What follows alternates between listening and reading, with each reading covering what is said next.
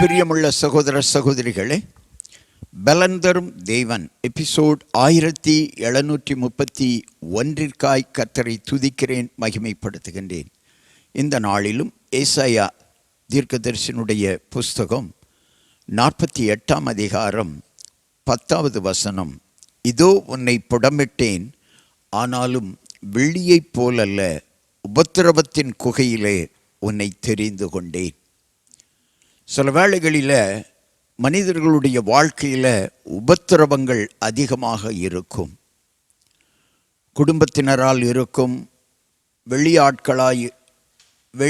ஆட்களால் இருக்கும், தொழில் மூலம் இருக்கும், வேலை மூலம் இருக்கும், வியாதிகள் மூலம் உபத்திரவங்கள் இருக்கும். இப்படி உபத்திரவங்கள் பல வகையில் மனிதர்களை சோதனைக்குள்ளாக்கலாம் அல்லது வேதனைக்குள்ளாக்கலாம். ஆனால் ஆண்டவர் சொல்லுகிறார், நீ உபத்திரவப்படுவதற்கு அல்லேலூயா முன்னமே உன்னை தெரிந்து கொண்டேன். உபத்திரவத்தின் நிமித்தம் உனக்கு ஒரு ஆசீர்வாதம் வரப்போகிறது. உபத்திரவத்திற்கு பின்னாடி ஒரு மகிழ்ச்சியான காரியத்தை நீ காணப்போகிறாய். ஏனென்றால் உபத்திரவப்படுகிற சூழ்நிலையிலே அல்லது உபத்திரவத்தின் குகையிலே கர்த்தர் உன்னை தெரிந்து கொண்டார். வெள்ளியை புடமிடுவதைப் போல அல்ல. வெள்ளி புடமட்ட பின்னாடி கர்த்தரால் தெரிந்து கொள்ளப்பட போவதில்லை. பொன் புடமிடப்பட்ட பின்னாடி கர்த்தரால் தெரிந்து கொள்ளப்பட போவதில்லை. ஆனால் கர்த்தரோ உன்னை தெரிந்து கொண்டார். எப்பொழுது? உன் உபத்திரவத்தின் சூழ்நிலைகளிலேயே. என்னை யாரும் பார்க்கவில்லையே, எனக்கு யாரும் உதவி செய்யவில்லையே, என்னை விசாரிக்க வரவில்லையே என்று கலங்காதே. இன்றைக்கு ஆண்டவருடைய வார்த்தை உனக்காகத்தான் சகோதரனே, சகோதரியே. நீ உபத்திரவப்பட்டது நல்லது. சங்கீதக்காரன் சொல்லுகிறான், உபத்திரவப்பட்டது நல்லது. ஏனென்றால் கர்த்தருடைய வார்த்தைகளை கற்றுக்கொண்டேன்.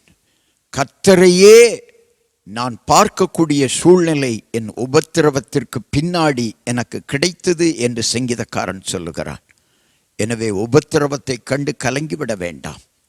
நீங்கள் உபத்திரவப்பட்டது நல்லதாகவே இருக்க போகிறது. கண்களை மூடி ஜெபிக்கலாம்.